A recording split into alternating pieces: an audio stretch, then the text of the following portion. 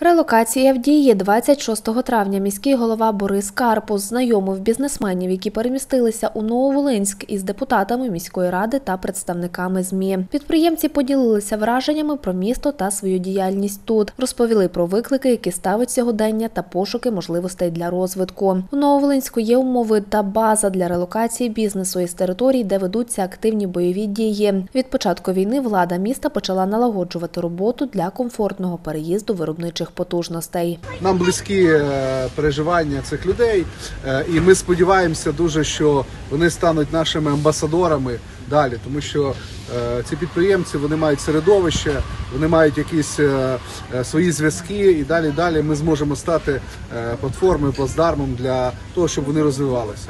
А відповідно інфраструктура, яка тут є, садочки, школи, дитячі майданчики і решта, вони відкриті, ви бачите, все розвивається. Так, звичайно, ми вдячні за те, що вони сплачують податки, але головне, що вони тут відчувають себе в безпеці, відчувають те, що можуть далі працювати, запускати економіку, можуть давати робочі місця, і це теж важливо.